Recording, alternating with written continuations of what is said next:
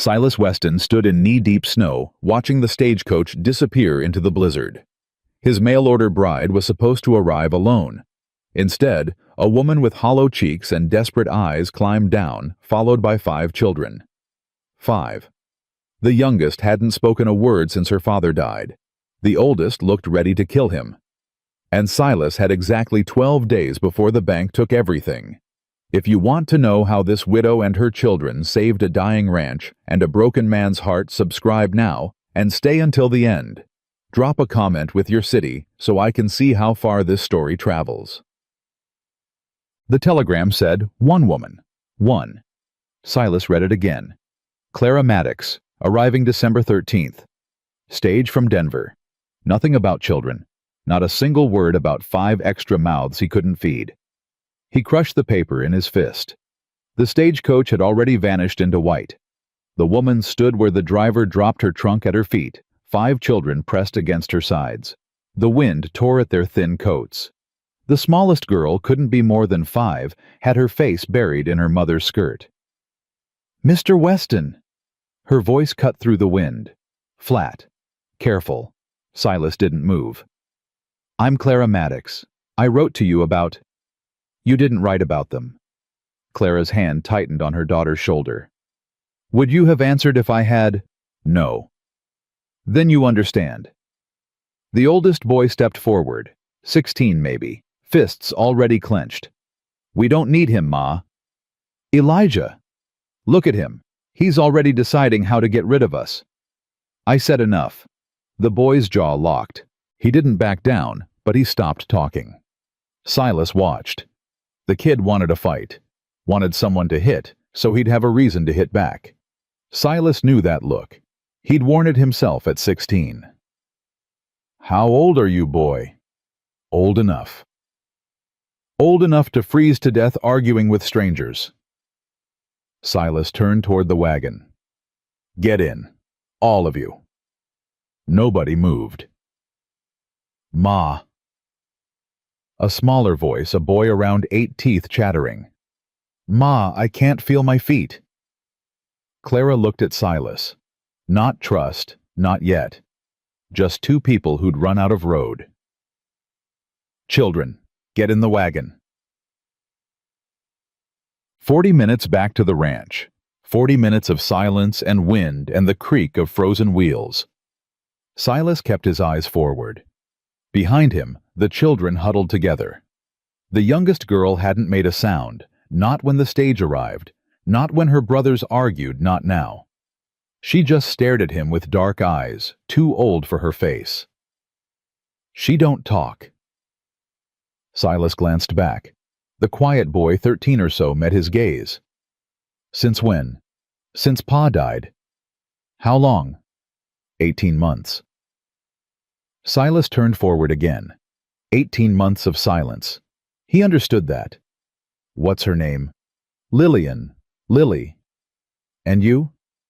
"Samuel." The boy paused. "That's Rosemary, she's 11. Tobias is the one who can't stop shivering. He's 8. "I ain't shivering 'cause I'm scared," Tobias said quickly. "I'm shivering 'cause it's cold. There's a difference." "Nobody said you were scared," Samuel said. "I'm just making sure." Clara pulled the boy closer. "Hush now." The wagon crested the hill. The ranch spread below what was left of it. Clara went still. "That's it." Elijah's voice dripped contempt. "That's the stable future you promised her." "Elijah." Clara's voice was quiet, dangerous. "Half the barn's falling down. The fences are rotted through. You can count the ribs on those horses from here." "I said enough." "No, Ma. You dragged us 800 miles for this." "For him." Elijah laughed ugly bitter. "Pa's grave is better kept than this place." The wagon went silent. Silas's hands tightened on the reins. He didn't turn around. Didn't trust himself to speak. Clara's voice came low and hard. "Apologize." "I ain't." "Now." Silence stretched. The wind howled. "Sorry," Elijah muttered. He didn't mean it. They all knew he didn't mean it. Silas snapped the reins. The wagon rolled forward. The cabin was 2 rooms and a loft, built for 1 man, maybe 2. 7 people made it feel like a coffin. Clara moved through the space counting, measuring. Her eyes missed nothing. The sagging shelf, the cracked window stuffed with rags, the empty pantry with 3 cans of beans and half a sack of flour. "Boys in the loft," she said finally. "Girls with me." "Where's he sleep?" Elijah jerked his chin at Silas. "The barn." "In December. There's a stove. I'll manage." Elijah snorted. "First smart thing you've done." "Elijah." Clara grabbed her son's arm. "Outside. Now." She dragged him through the door. It slammed behind them. Through the thin walls, Silas heard voices. Clara's sharp, Elijah's defiant. The other children stood frozen. "Is Ma gonna whip him?" Tobias whispered. "Ma don't whip," Samuel said. "She just talks. That's worse." Rosemary, the 11-year-old, knelt beside Lillian. "It's okay, Lily. It's okay." The little girl's eyes stayed fixed on Silas, watching, waiting, like she expected him to disappear, or worse. Silas crouched down, slowly, the way you'd approach a spooked horse. "Hey there." Lillian pressed closer to Rosemary. "I ain't gonna hurt you. Any of you." He kept his voice low, steady. "This ain't much of a place. I know that. But it's warm, and it's dry, and nobody here's gonna raise a hand to you. Understand?" Lillian didn't respond, didn't blink, but her grip on Rosemary's arm loosened. Just a little. The door banged open. Clara stepped back inside, face flushed from cold and anger. Elijah followed, jaw set, eyes burning. "Elijah has something to say," Clara said. The boy stood rigid. "I shouldn't have said that about your place. And I'll work to earn our keep, starting tomorrow." The words came out like he was spitting nails, but he said them. Silas nodded. "Fair enough." "I ain't finished." Elijah stepped closer. "You hurt my ma or any of my brothers and sisters, I'll kill you. We clear?" "Elijah." "It's fine." Silas met the boy's eyes. "We're clear." For a long moment they stood there. 2 males marking territory. Then Elijah turned and climbed to the loft without another word. Clara let out a breath. "I'm sorry. He's protecting his family. Nothing to apologize for." She studied him, looking for the lie, the angle. "You got any food in this place?" she asked finally. "Real food. Beans, flour, coffee." "That's it." "Had chickens. They stopped laying." "Meat. If I can trap something." Clara nodded like this was exactly what she'd expected. Disappointment met with practice. "Rosemary, help me find the cooking pots. Samuel, check if that pump works. Tobias. I want to help too. You're gonna keep Lily warm by the fire. That's helping. But, most important job there is. Can I trust you with it?" Tobias straightened. "Yes, ma'am." The children scattered. Clara turned to Silas. "We need to talk, after supper." "I figured." "No more lies, from either of us." "Agreed." She held his gaze a moment longer. Then she went to work.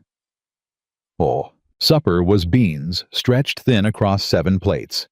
The children ate like they hadn't seen food in days. Maybe they hadn't. Silas watched Clara.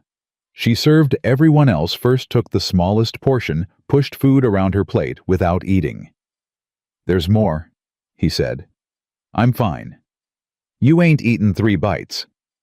The children need their mother standing upright." He pushed the pot toward her. "Eat." The table went quiet. Even Tobias stopped chewing. Clara's eyes flashed. "I've kept these children alive for 18 months on nothing but my own 2 hands, and whatever God saw fit to, and you did it by starving yourself. That ain't your concern. You're in my house, eating my food. That makes it my concern." The silence stretched.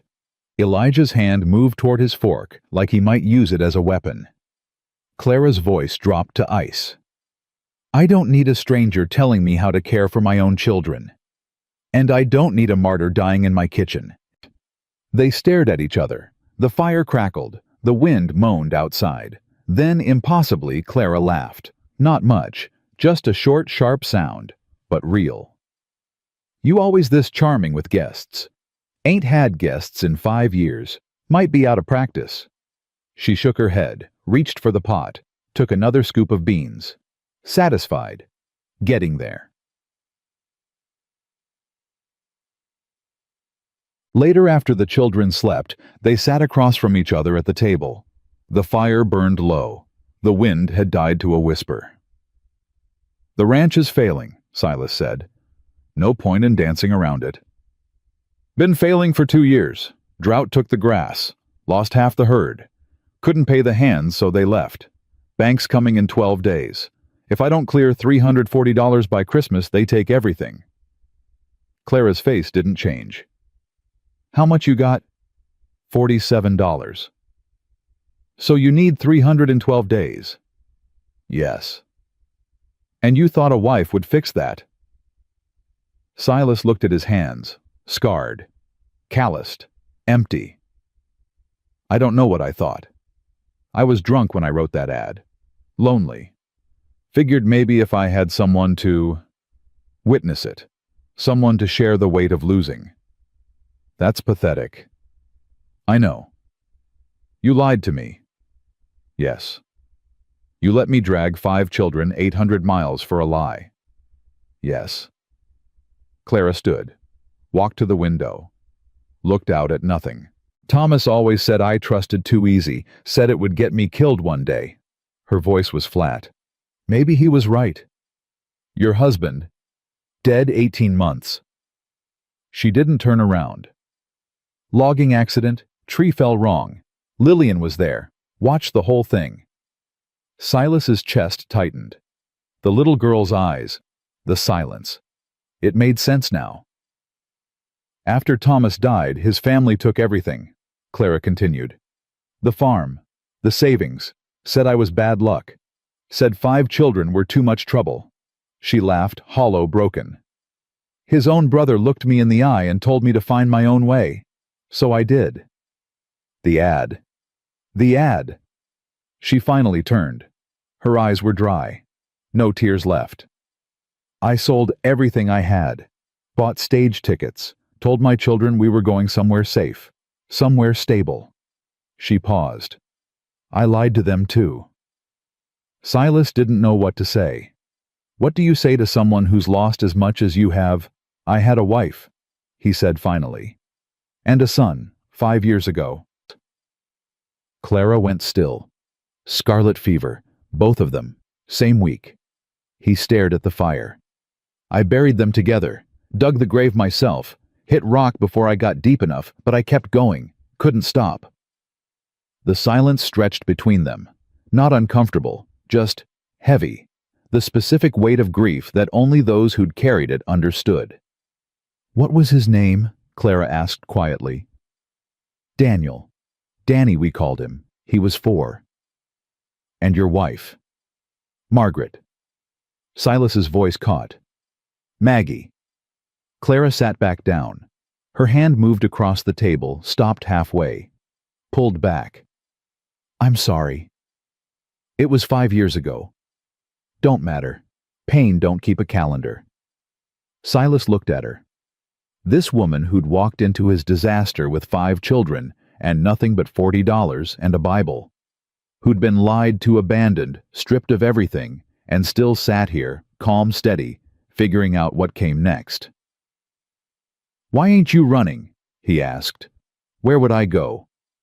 "Anywhere. Back to Denver. Another town. Anywhere but here."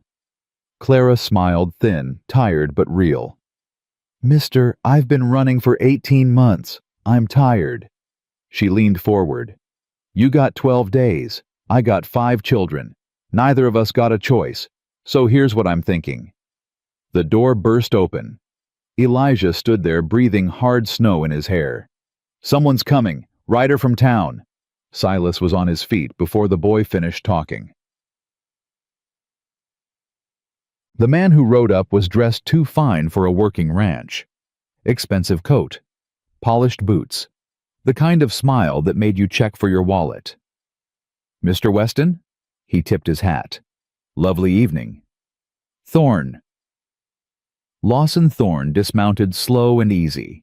His eyes moved past Silas to the cabin where Clara stood in the doorway, children gathered behind her. Well, well. Thorne's smile widened. Company. How delightful. What do you want? Just a friendly visit. Heard the stage came in yesterday. Wanted to welcome our new neighbor. His eyes traveled over Clara. Slow. Appraising. Mrs. Maddox. Clara's voice could have frozen the creek. Clara Maddox. Charmed. Thorne didn't sound charmed. He sounded like a man counting money. 5 children. My. That's quite a burden for a man who can barely feed himself. Get off my land. Not your land yet, Silas. Not for another 12 days. Thorne's smile turned sharp. After that, who knows? Perhaps I'll be the one offering hospitality to Mrs. Maddox and her charming family. Elijah pushed forward. You don't talk to my mother like... Silas caught his arm. Inside. But now. The boy's muscles tensed. For a second, Silas thought he'd have to drag him. Then Elijah yanked free and stalked back to the cabin. Thorne watched with amusement. Training the pups already. Good. They'll need discipline. They ain't yours to train. Not yet. Thorne adjusted his gloves. 12 days, Silas. $340. We both know you can't raise it. We both know how this ends. He mounted his horse. When you're ready to discuss terms, I'll be waiting. Merry Christmas. He rode off into the darkness. Silas stood there until the hoofbeats faded. His hands were shaking, not from cold. Clara appeared beside him. That man, she said quietly. What's he want? This land. Why? It's worthless. He don't think so. Silas turned to face her. His family's been trying to buy this ranch for 20 years. My father refused. I refused. But now you're out of choices. Yeah. Clara looked out at the darkness. The wind had picked up again. Snow swirled in the lamplight from the cabin windows. There's something I need to tell you, she said. Silas waited. My husband Thomas, before he died, he was surveying land, looking for opportunities. She paused. He taught me how to read terrain, how to spot signs of mineral deposits. You're a surveyor. I know enough. She met his eyes. This land of yours. I looked at it today, the way the creek runs, the color of the rocks near the North Ridge. What about it? Either I'm wrong or your ranch is sitting on something valuable, something that man Thorne knows about. She paused. And something he's willing to wait 12 days to steal. Silas stared at her. Silver, Clara said. I think there's silver here, Silas. From the doorway, a small voice cut through the wind. Mama! They both turned. Lillian stood on the porch barefoot, in the snow, eyes wide. It was the first word she'd spoken in 18 months. Clara ran, swept the girl into her arms. Baby, did you just... Lillian's face crumpled. She buried her head in her mother's shoulder and spoke again. Mama, I'm scared. Clara sobbed. One raw, broken sound. The other children spilled onto the porch. Elijah, Samuel, Rosemary, Tobias all staring. She talked, Tobias breathed. Lily talked. Hush. Clara held her daughter tighter. Tears streamed down her face. It's okay, baby. Mama's here. Mama's got you. Silas stood frozen. The little girl's voice, thin, rusty from disuse, echoed in his chest. A child speaking for the first time in 18 months. A mother weeping with relief. He thought of Danny. Of the last words his son ever said.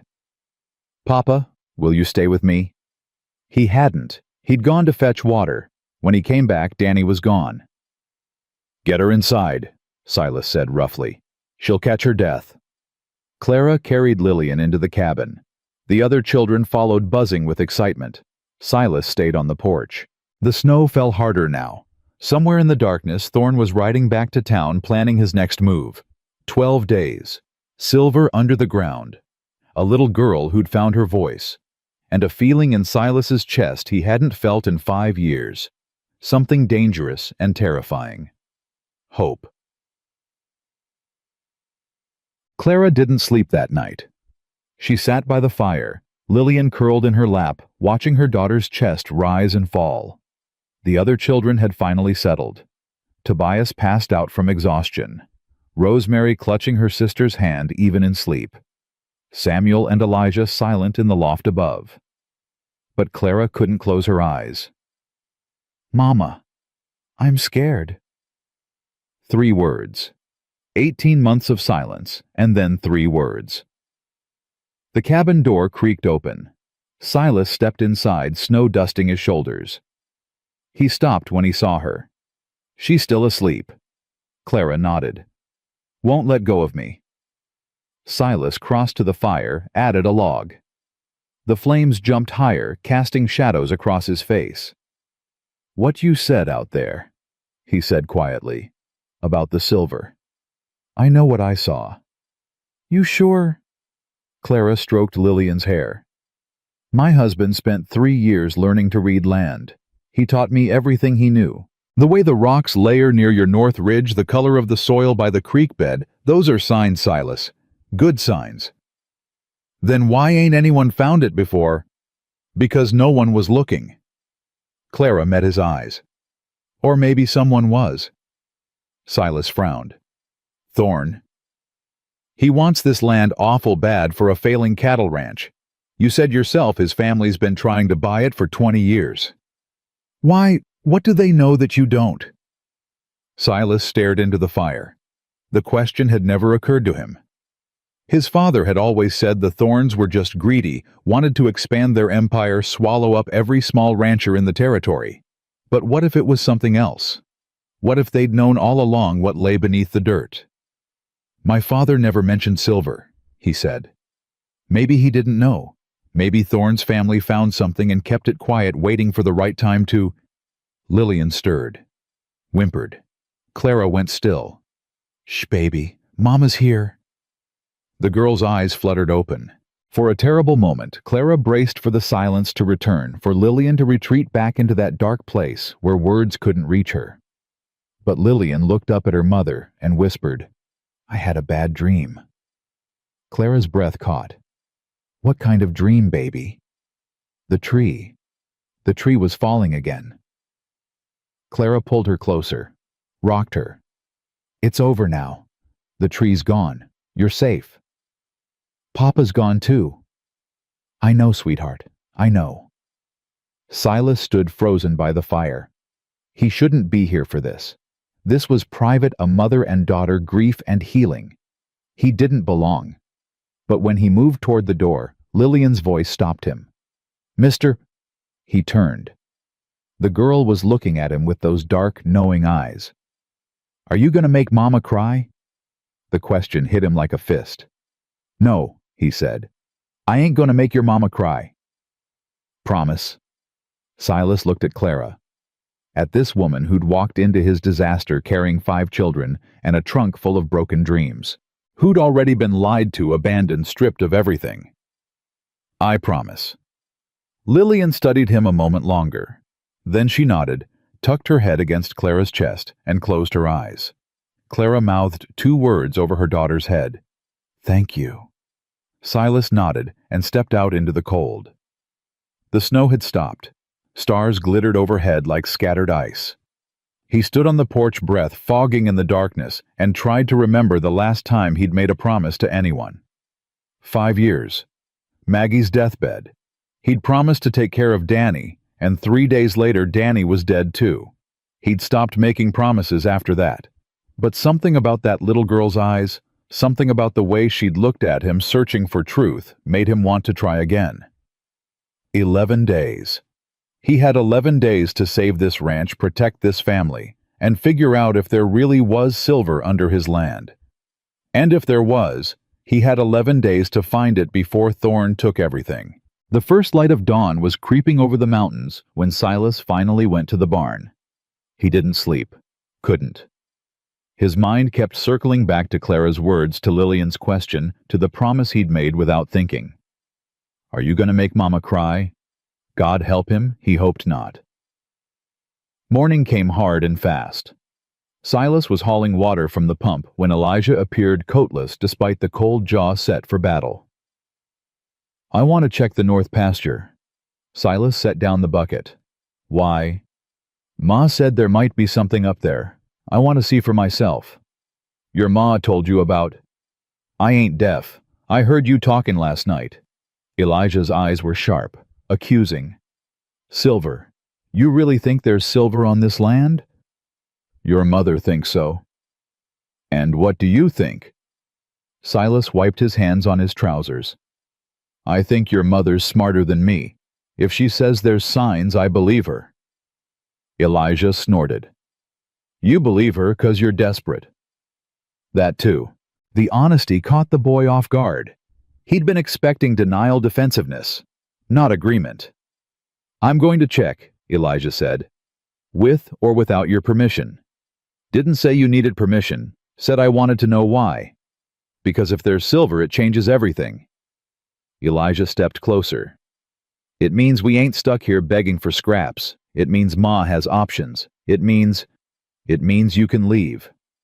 Elijah's mouth snapped shut. Silas nodded slowly.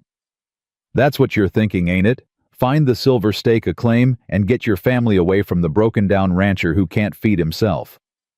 Can you blame me? No. Silas picked up the bucket. I'd be thinking the same thing in your shoes. Then why ain't you mad? Because you're trying to protect your family. Ain't nothing wrong with that. He started toward the house, then paused. Take Samuel with you. He's got good eyes. And stay away from the ridge grounds, unstable up there when it's icy. Elijah stared at him. You're just letting me go. You're 16. Old enough to make your own choices. Silas met his gaze. Just be smart about it. Your ma's got enough to worry about. He walked away before Elijah could respond. Inside the cabin, Clara was making breakfast with whatever she'd scrounged from the bare pantry. Rosemary helped moving with quiet efficiency. Tobias sat by the fire with Lillian telling her some wild story about a bear he claimed to have seen from the stagecoach window. And it was this big Lily, I swear, bigger than a horse, maybe bigger than 2 horses. Bears ain't that big, Lillian said softly. Everyone went still. Tobias recovered first. This one was. It was a special bear, a magic bear. There ain't no magic bears. How do you know you ever seen one? No. Then how do you know there ain't? Lillian considered this with tremendous seriousness. I guess I don't. See magic bear. Clara turned away from the stove. Silas saw her wipe her eyes, quickly tears of relief, of joy, of something that had been locked away for 18 months. Mr. Weston. Her voice was steady despite the emotion. Will you be joining us for breakfast? If there's enough. There's enough. She ladled oatmeal into a bowl. Rosemary found more in the back of the pantry. Seems you've got supplies you forgot about. Seems so. They ate together at the small table, 7 people crammed into a space built for 2. Elbows bumped, knees knocked. Tobias spilled his water, and Rosemary cleaned it up without being asked. It should have felt crowded, suffocating. Instead, it felt like something Silas had forgotten existed. Family. The word surfaced unbidden, and he pushed it away. Dangerous thinking. These weren't his family. They were strangers, temporary guests who'd be gone the moment something better came along. But when Lillian reached across the table for the salt, and her small hand brushed his arm, she didn't flinch away. Progress. Small, fragile progress. After breakfast, Samuel approached him. The boy was quieter than his brother, watchful, careful with his words. "Mr. Weston, I saw some books in the barn. In that back room." Silas paused. "You were in my tack room." "I was looking for harness leather. Elijah wanted to fix the—" Samuel stopped. "I'm sorry. I shouldn't have gone through your things." "It's fine."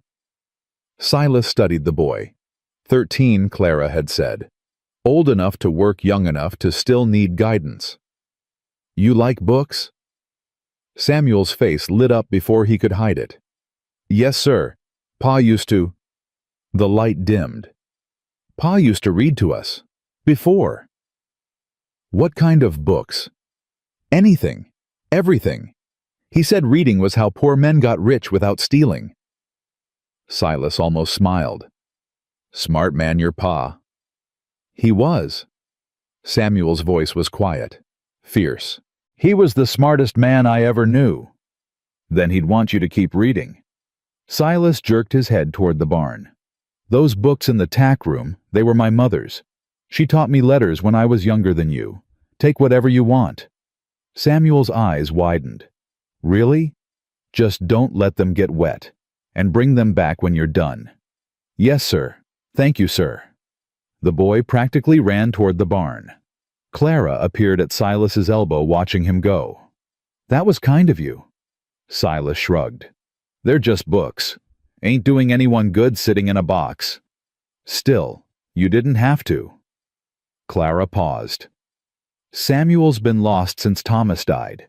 Elijah had anger to keep him going. Rosemary had the younger ones to care for. But Samuel, he just went quiet, retreated into himself. Like Lillian. Different." Lily stopped talking. Samuel stopped hoping. Clara's voice was soft. "Maybe those books will give him something to hope for again."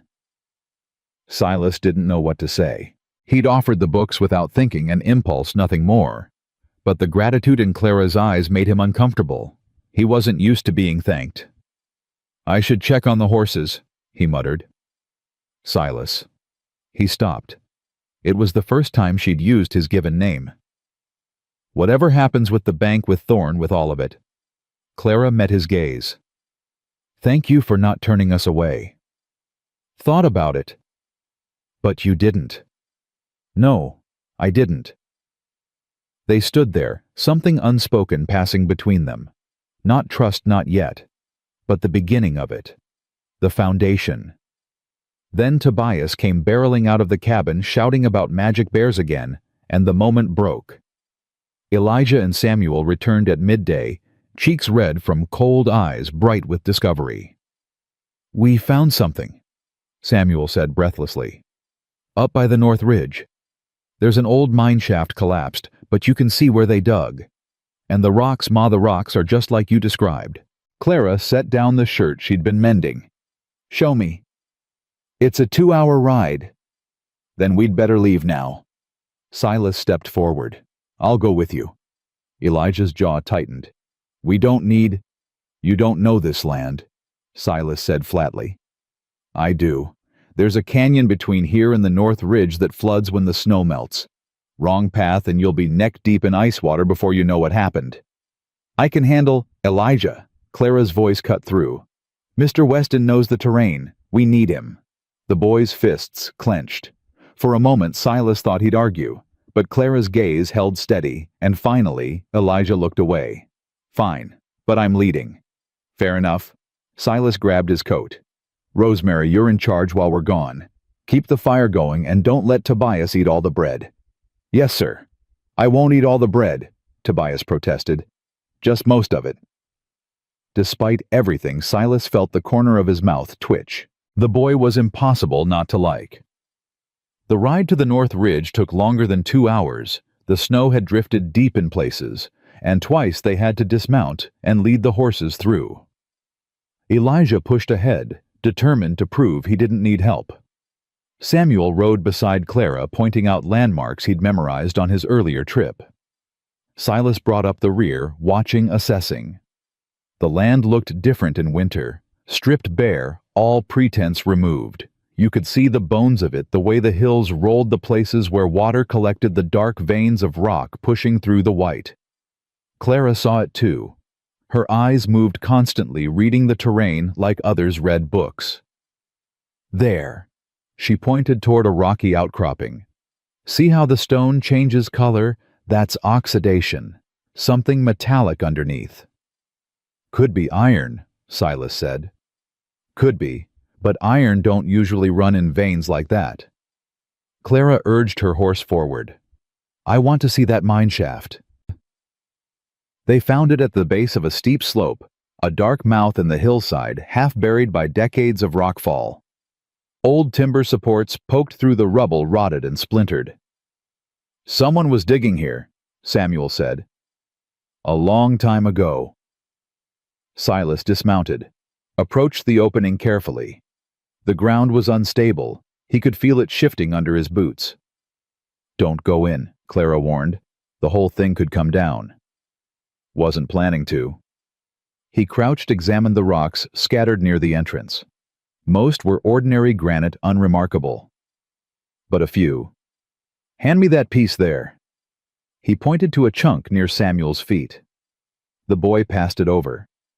Silas turned it in his hands, scraping away the frost and dirt with his thumbnail. Underneath, the rock glittered with pale metallic threads. Well? Clara asked. I ain't a geologist. Silas stood still, holding the rock. But this don't look like iron to me. Clara took it from him. Her face changed as she examined it, hope warring with caution. We need to get this assayed, properly. Nearest assay office is in Denver, 3 days' ride. Then we do it in 2. Elijah stepped forward. I'll go. No. Clara's voice was firm. We stay together. Ma. I said no. I won't have you riding alone through the mountains in winter. She looked at Silas. Is there anyone closer? Anyone who could tell us what this is, Silas thought. There's an old prospector in town, Ezra Hawkins. He worked the silver mines in Nevada before his lungs gave out. If anyone can identify that rock, it's him. Can we trust him? He hates Thorn more than I do. That's enough for me. They rode back as the sun began to set, shadows stretching long across the snow. Clara clutched the rock sample in her saddlebag like it was made of gold. Maybe it was. Maybe everything they needed was sitting right under their feet, and the only thing standing between them and survival was time. 10 days now. 10 days until the bank came. And somewhere out there, Lawson Thorn was waiting. The next morning, Silas rode into town alone. Clara had wanted to come, but someone needed to stay with the children, and they both knew Elijah wasn't ready to be left in charge. Be careful, she'd said as he mounted up. Thorn has eyes everywhere. I know. And Silas? She'd paused, struggling with something. If it's not silver, if I'm wrong, then we figure out something else. But one problem at a time, Clara. That's how you survive. He'd ridden off before she could respond. The words had come out harsher than he intended, but he didn't know how to offer comfort. Didn't know if he had any comfort left to give. Town was a 40-minute ride on a good day. Today, with the snow, it took nearly an hour. Silas kept to the back roads, avoiding the main street where Thorn's men would be watching. Ezra Hawkins lived in the shack on the edge of town, surrounded by rusted mining equipment and empty whiskey bottles. The old man was sitting on his porch when Silas rode up, a blanket wrapped around his shoulders and a pipe clenched between his teeth. Weston. He didn't sound surprised. Heard you got company. Word travels fast. Only thing that does in this town. Ezra's eyes were sharp despite his age, blue as glacial ice and twice as cold. What do you want? Silas dismounted, pulled the rock sample from his saddlebag. Need you to look at something. Ezra took the rock with gnarled fingers, turned it over. held it up to the weak winter sunlight. "Where'd you get this?" "North Ridge. Old mine shaft collapsed." "The Morrison dig." Ezra nodded slowly. "Always wondered what they found up there before they quit." "They found something, lost someone." Ezra handed the rock back. "Morrison's partner died in a cave-in. After that, Morrison sold his claim and left the territory. Never said what they'd dug up, but he had money when he left. More money than a failed prospector should have." Silas's heart was beating faster now. "Who'd he sell the claim to?" Ezra's smile was grim. "Who do you think Old Man Thorne, Lawson's grandfather, bought it for pennies and sat on it for 40 years. Why, if there's silver up there?" "Ain't about the silver." Ezra pulled his blanket tighter. "Thorns have been playing a long game since before you were born. They buy land, wait for the owners to fail, then scoop up everything for nothing. Your ranch sits right in the middle of 3 claims they already own. Without your land, they can't access the ridge. Without the ridge, they can't reach the silver. Now you're catching on." Ezra spat into the snow. "Your daddy knew. That's why he never sold no matter how hard times got. He knew the Thorns needed his land more than he needed their money." Silas stared at this rock in his hands. All these years of struggling suffering, watching everything fall apart, and the answer had been right under his feet. "Is it silver?" he asked. "That rock, is it what I think it is?" Ezra was quiet for a long moment. Then he nodded. "High-grade ore. Some of the best I've seen since Nevada." He met Silas's eyes. "You're sitting on a fortune, boy. Question is, can you keep it?" Silas rode back to the ranch with his mind racing. The rock sat in his saddlebag heavier now with the weight of what it meant. Silver. Real silver. Enough to pay off the debt 100 times over. But Ezra was right. The question wasn't whether the silver existed. The question was whether they could claim it before Thorne took everything. He was a mile from the ranch when he saw the smoke. Not chimney smoke too thick, too black. Something was burning. Something big. Silas kicked his horse into a gallop. He crested the ridge and his stomach dropped. The barn was on fire. Flames licked up the sides, devouring the old wood like hungry wolves. Figures moved in the yard, Clara and the children hauling water from the pump in a desperate bucket chain. Silas was off his horse before it stopped moving. "What happened?" Clara's face was streaked with soot and tears. "We don't know. It started 20 minutes ago. The horses—" A scream from the barn. A horse's scream, high, terrified. Elijah was running toward the flames. "Boy, stop!" But Elijah didn't stop. He plunged through the barn doors and disappeared into the smoke. Silas ran after him. Inside, the heat was a wall. Smoke blinded him, burned his lungs. He could hear the horses thrashing in their stalls, maddened by fear. "Elijah! Over here!" Silas followed the voice. Found the boy wrestling with a stall door trying to free the last horse, Silas's old mare, the only animal worth anything left on the ranch. "It's stuck," Elijah shouted. "The latch is stuck." Silas shoved him aside. Grabbed the latch, yanked with everything he had. Metal screeched against metal. The door flew open. The mare bolted past them, nearly trampling Elijah in her panic. The boy stumbled, fell. Above them, a beam cracked. Silas grabbed Elijah's arm, hauled him upright. "Move!" They ran. Behind them, the roof gave way with a sound like the world ending. They burst out of the barn just as it collapsed. Flaming timber crashed where they'd been standing seconds before. Sparks showered the yard like hellish snow. Silas and Elijah lay in the dirt, gasping, coughing, alive. Clara was there instantly, pulling Elijah into her arms. "You stupid, stupid boy. The horse. I don't care about the horse, I care about you." Elijah let himself be held, just for a moment. Then he pulled back, jaw set. "I'm fine, Ma." "You could have died, but I didn't." He looked at Silas. "He got me out." Clara turned to Silas. Her eyes were wet, her face pale beneath the soot. "Thank you." Silas shook his head. "Don't thank me. He saved the horse. You saved my son."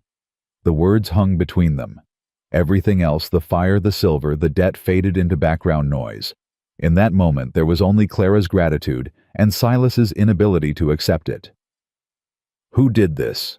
he asked roughly. "The fire didn't start itself." "We found this."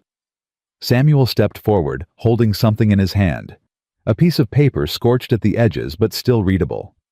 Silas took it, read the words scrawled in crude letters. 10 days. Sell or burn. No signature. None needed. "Thorn," Elijah spat. "Can't prove it," Silas said. "Don't need to prove it. Everyone knows." "Knowing and proving ain't the same thing, not in a court of law."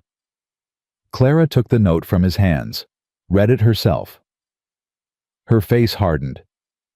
"He's scared," she said quietly. Silas frowned. "What?" "Thorn. He's scared." Clara looked up.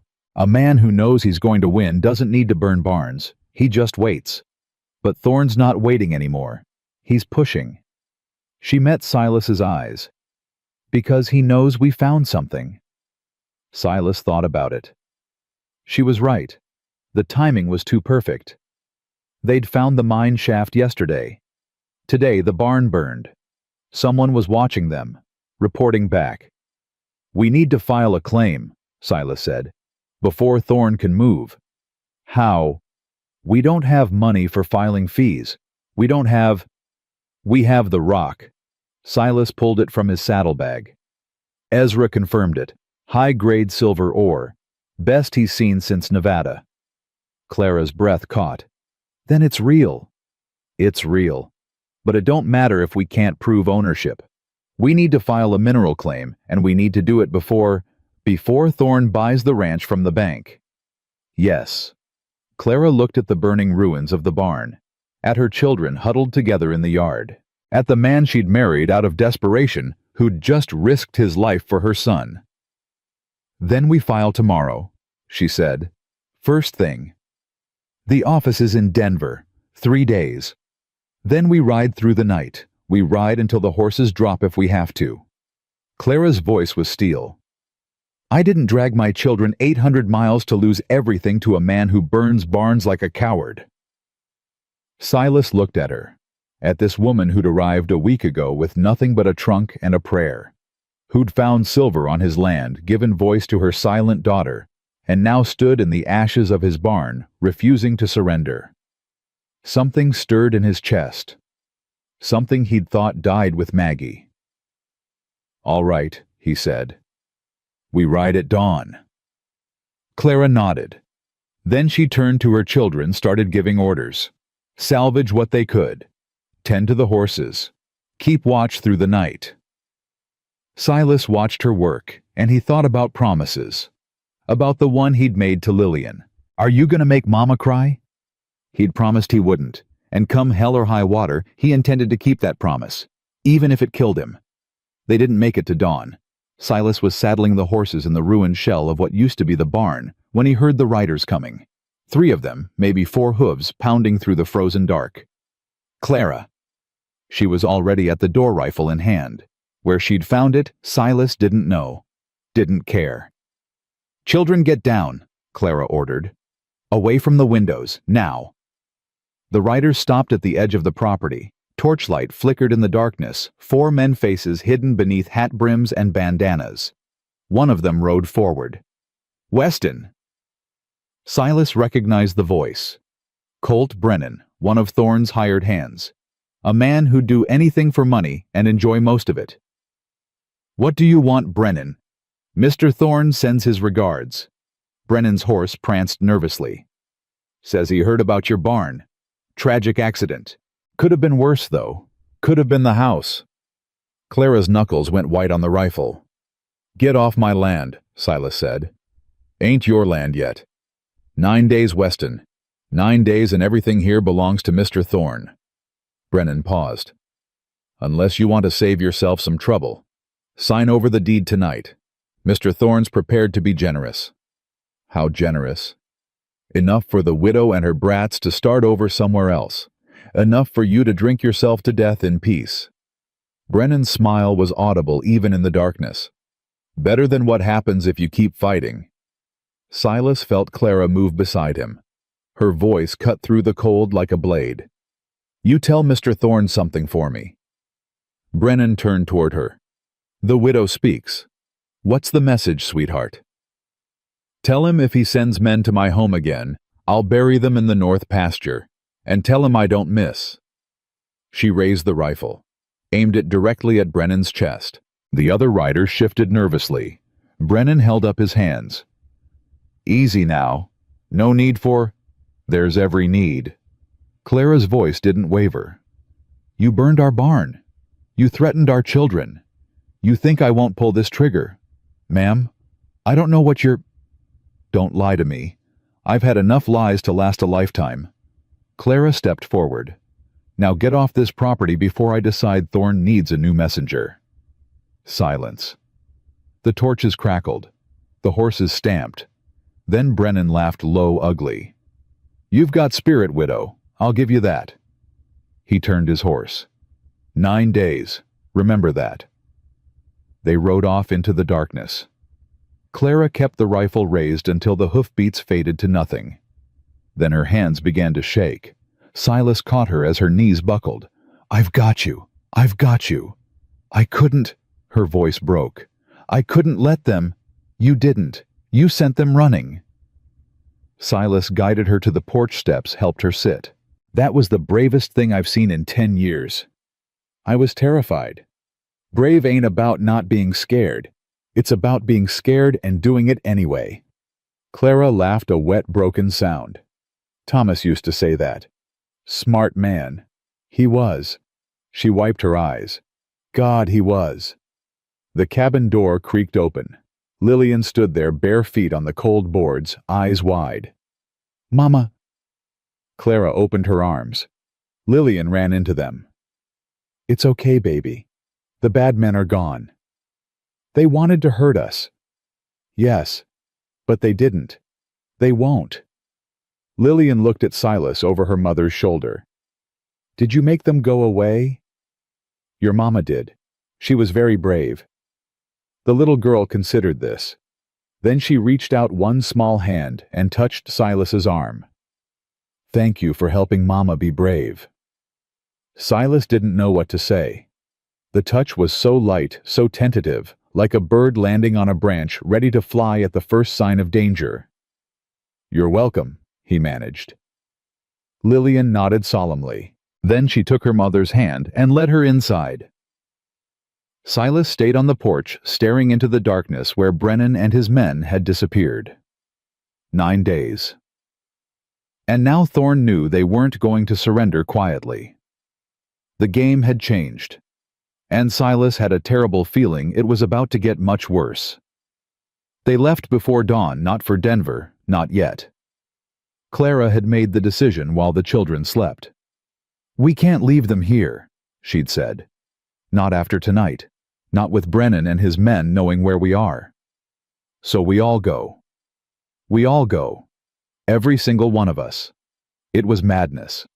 5 children, 2 adults, 3 horses, and 100 miles of mountain road in the dead of winter. But Clara was right. Leaving the children behind meant leaving them vulnerable. And after what Brennan had said, could have been the house, Silas wasn't willing to take that risk. They packed what they could. Food blankets, the rifle ammunition. Samuel loaded his borrowed books into a saddlebag. Tobias insisted on bringing a wooden horse he'd carved from a piece of barnwood. Lillian clutched her mother's hand and didn't let go. Elijah pulled Silas aside while the others finished packing. This is crazy. You know that. I know. 3 days to Denver, in winter, with 5 kids and 3 horses. I can count boy. Elijah's jaw tightened. I ain't a boy. Then stop acting like one. Silas met his eyes. You got a better plan. Speak up. I'm listening. Silence. That's what I thought. Silas turned back to the horses.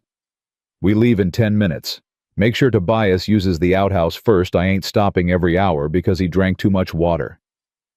Despite everything, Elijah almost smiled. Almost. The first day was hard. The second day was worse.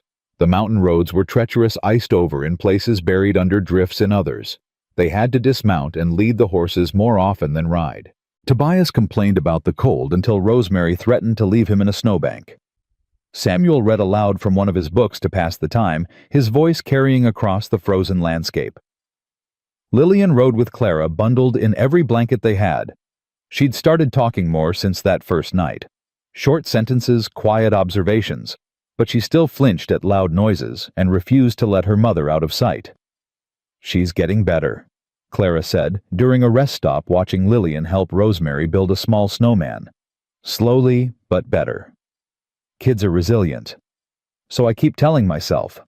Clara pulled her shawl tighter. Some days I believe it. Some days I don't. Silas handed her a cup of hot coffee, the last of their supply. You're doing fine? Am I? She laughed bitterly. I uprooted them from the only home they knew, dragged them across the country to marry a stranger. Now I'm hauling them through a blizzard to file a mining claim that might not even...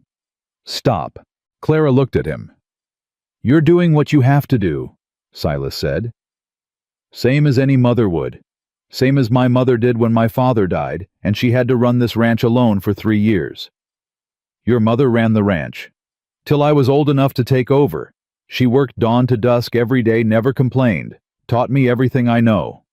He paused. She'd have liked you. Clara was quiet for a moment. What happened to her? Fever. Same one that took Maggie and Danny just earlier.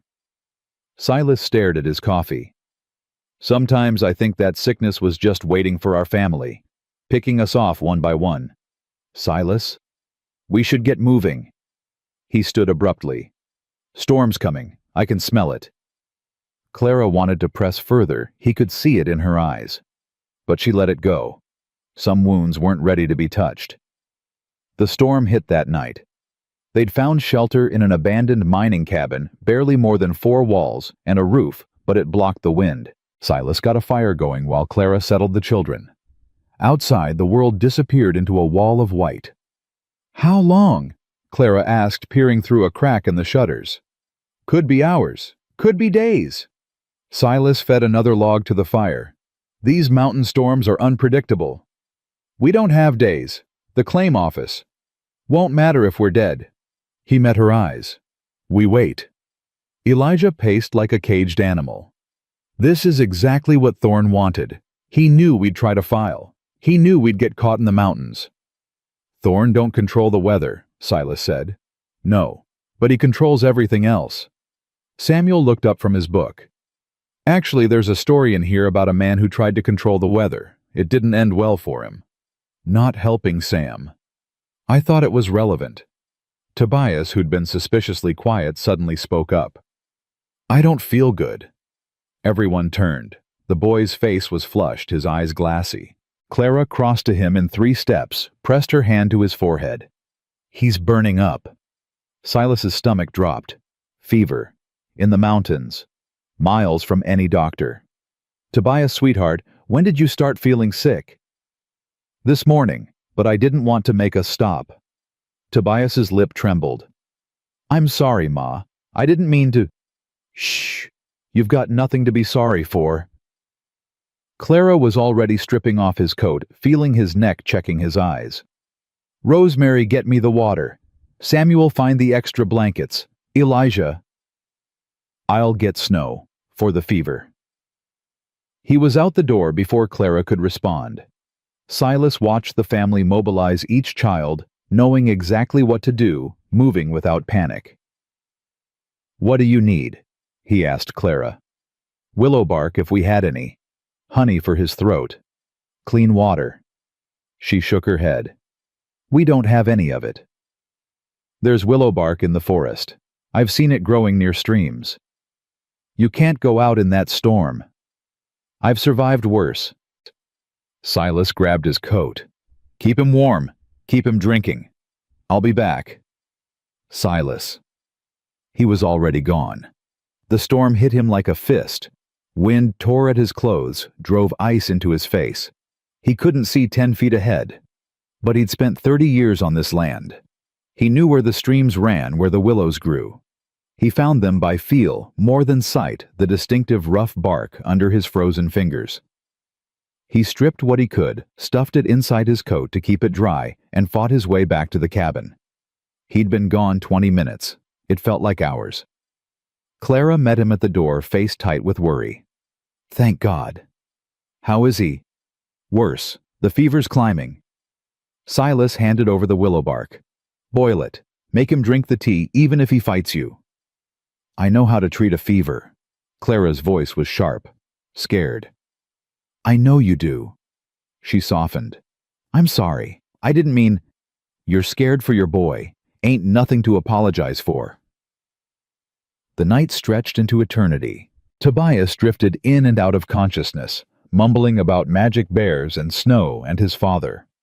Clara stayed by his side, cooling his forehead with snow. Elijah brought in forcing willow bark tea between his cracked lips. The other children huddled together near the fire. Lillian had crawled into Rosemary's lap and fallen asleep. Samuel read by firelight, lips moving silently. Elijah sat apart watching his brother, fists clenched against his knees. He's gonna die, ain't he? Silas looked at the boy. What? Tobias? He's gonna die and there ain't nothing we can do about it. Elijah's voice was hollow. Just like Pa. Your pa died in an accident. This is different. Is it? We're stuck in the middle of nowhere with no doctor, no medicine, nothing.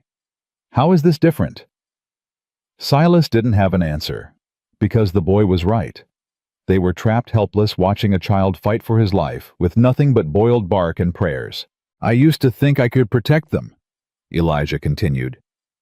After Pa died, I told myself I'd keep them safe. I'd be the man of the family. I'd make sure nothing bad happened. He laughed bitterly. Look how well that turned out. You're 16. So you've done more than most grown men would.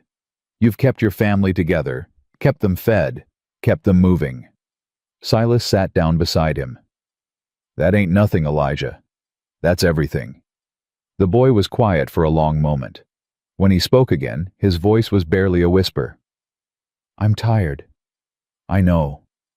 I'm so tired of being scared all the time. Tired of pretending I know what I'm doing.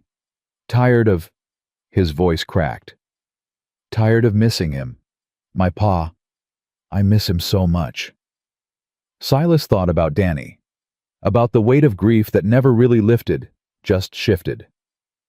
Missing don't ever stop, he said. You just learn to carry it different. How? I'll let you know when I figure it out. Elijah looked at him. Really looked maybe for the first time.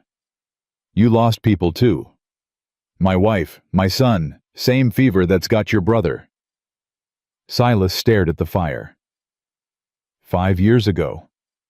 Some days it feels like yesterday. Some days it feels like another life. Does it get easier? No. It gets different. You find ways to keep going. You find reasons. He glanced toward Clara, still bent over Tobias. Sometimes the reasons find you. Elijah followed his gaze. You care about her, my ma. It wasn't a question. Silas didn't answer. Didn't need to. She's been alone since Pa died, Elijah said quietly. Even when we were there, she was alone, carrying everything by herself. She'd never admit it, but I could see it. The weight. She's stronger than anyone I've ever met. That's the problem. She's so strong she won't let anyone help her. Elijah paused. Until now. Silas looked at him. She trusts you, Elijah said. I don't know why. After everything she's been through, she shouldn't trust anyone, but she trusts you. And you don't. I don't trust easy, not anymore. The boy held his gaze. but I'm starting to think maybe I should try." Before Silas could respond, Clara's voice cut through the cabin. "His fever's breaking." They both scrambled to their feet. Tobias was still pale, still weak, but his eyes were clearer, and the flush in his cheeks had faded. "Ma," his voice was a croak. "Did I miss anything?" Clara sobbed. Relief exhaustion. Love all tangled together. "No, sweetheart. You didn't miss anything. I had the weirdest dream. There was a bear, but it wasn't a magic bear. It was a sick bear, and I had to give it medicine. But the medicine was made of snow and— Tobias." Clara was laughing now, tears streaming down her face. "Stop talking and drink this." "More bark tea, Ma. That stuff tastes like—" "Drink it anyway." Tobias made a face but obeyed. The other children crowded around Rosemary, crying, Samuel pretending not to cry, Lillian patting her brother's hand with solemn tenderness. Elijah stood back watching. His shoulders had dropped tension, releasing that he'd been holding for hours. Silas caught his eye, nodded. Elijah nodded back. Something had shifted between them. Not trust, not yet, but the possibility of it. The storm broke the next morning. They emerged from the cabin into a world transformed, white and glittering, silent as a church. Tobias was weak but insistent. "I can ride. I ain't staying here another minute." "You'll ride with me," Clara said. "No arguments." "But Ma—" "No arguments." He slumped, but didn't fight. Progress. They made good time. The snow had packed down enough to travel, and the horses seemed eager to move after being cooped up. By midday, they'd covered more ground than the previous 2 days combined. It was Samuel who spotted the riders first. "Someone's coming." Silas squinted against the snow glare, 3 figures on horseback approaching from the east. "Brennan?" "Can't tell." Clara's hand moved to the rifle. "Children, stay behind me." But as the riders drew closer, Silas relaxed. He recognized the lead horse, a paint mare with distinctive markings. "It's all right. I know them." The riders pulled up 10 feet away. The leader pushed back his hat, revealing a weathered face and sharp gray eyes. "Silas Weston. Thought that was you." "Hector." Hector Morales had worked for Silas's father before Silas was born. He'd left 5 years ago when Silas couldn't afford to pay him anymore. No hard feelings, just survival. Now he rode for a ranch outside Denver, last Silas had heard. "What are you doing out here?" Silas asked. "Could ask you the same. Heard some interesting rumors in town." Hector's eyes moved over Clara the children. "Heard Lawson Thorne's been causing trouble." "You heard right." "Also heard something about Silver." Silas went still. "Where'd you hear that Ezra Hawkins? He's been talking to anyone who'll listen." Hector smiled grimly. "Said you needed help. Said Thorne was fixing to steal your land." "Ezra's got a big mouth." "Ezra's got a conscience. There's a difference." Hector dismounted. "We came to help Silas, if you'll have us." Silas looked at the other 2 riders' men he didn't recognize, but who had the look of honest workers. "Why would you help me? I can't pay you." "You paid my wages for 15 years. Your father paid them for 20 before that." Hector's voice was firm. "Some debts ain't about money." Clara stepped forward. "You're Hector Morales. Silas mentioned you." "Did he now?" Hector tipped his hat. "Ma'am." "He said you were the best hand his father ever hired." "Well." Hector's weathered cheeks colored slightly. "Don't know about that." "He also said you left when he couldn't afford to keep you, that you didn't hold it against him." "Weren't nothing to hold. Times were hard. Man does what he has to." Clara smiled, the first real smile Silas had seen from her in days. "Then I suppose we'd be fools to turn down your help." "Suppose you would." They rode together now, 7 adults and children, plus Hector's 2 men. The world felt less hostile with reinforcements. Less impossible. That night, camped in a sheltered valley, Hector told them what he'd learned in town. Thorne's getting desperate. He's been buying up every debt he can find, trying to pressure folks into selling. Word is, he's got something big planned, some kind of mining operation. But he needs your land to make it work. The North Ridge, Clara said. That's where the silver is. Makes sense. That ridge is the only access point to the old Morrison dig. Without it, Thorne can't move equipment in or ore out. Silas stared into the fire. So if we file our claim first, you cut him off. He can't touch the silver without going through your land, and he can't take your land if you've got a valid mineral claim registered. What's stopping him from filing his own claim? Hector shook his head. Already tried. 30 years ago, his grandfather filed on the Morrison site, but the claim lapsed when they never worked it. Now it's open land again. First come, first served. Hope flickered in Silas's chest. For the first time since this nightmare began, he could see a path forward. How far to Denver? Day and a half if we push it. Then we push it. Clara caught his eye across the fire. She nodded once, a silent promise. They were going to make it. They had to. 7 days left. 7 days to file the claim, secure the land, and save everything they'd fought for. Silas looked at the family gathered around the fire. Clara with Lillian in her lap. Elijah cleaning the rifle. Samuel reading by firelight. Rosemary braiding Tobias's hair while he complained Hector and his men sharing stories of the old days. This was what he'd been missing. This was what he'd lost when Maggie and Danny died. A family. And he'd be damned if he let Lawson Thorne take it from him. Denver rose out of the flatlands like a promise. Silas had been to the city twice before, once with his father, once to bury Maggie and Danny in the cemetery where his mother lay. Neither visit had ended well. But as they crested the final ridge and saw the buildings spread below them, he felt something he hadn't expected. Hope. Is that it? Tobias's voice was still weak, but the wonder in it was pure. Is that really Denver? That's it, Clara said. It's so big. Wait till you see the inside. They rode down the main road as the sun climbed higher. People stopped to stare, 7 riders plus 5 children, trail-worn and exhausted, looking like refugees from a war. Which in a way they were. Hector pulled alongside Silas. Claim office is on Larimer Street. We should go straight there. The children need rest, food. The children can rest after we file. Every minute we wait is a minute Thorne can use against us.